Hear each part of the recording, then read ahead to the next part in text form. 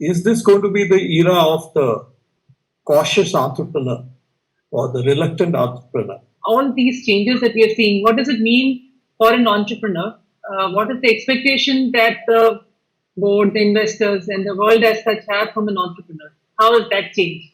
And then we'll talk about how the risk appetite of entrepreneur or of investor is changing. So if you look at till recently, an entrepreneur has been lauded for their ability to think completely out of the box, for being very aggressive in growth, for growth at all costs, for finding newer and newer horizons to conquer. So literally to be the warrior and Alexander the Great and going and conquering new regions is what the expectation from an entrepreneur is. But that, I think, currently what the crisis that we are facing is obviously showing us a mirror that this is not what we need from an entrepreneur now.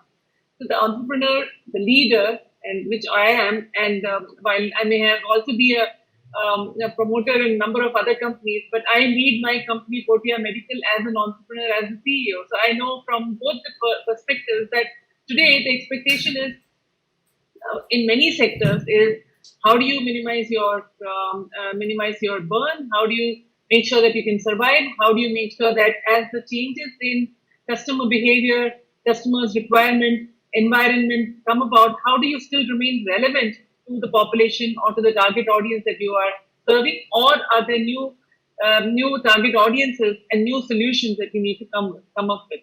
So the expectation from the entrepreneur has changed drastically, which requires that as an investor, as a board member, we provide appropriate support to the entrepreneur to now in some cases, learn these new skills because they haven't been in this kind of situation.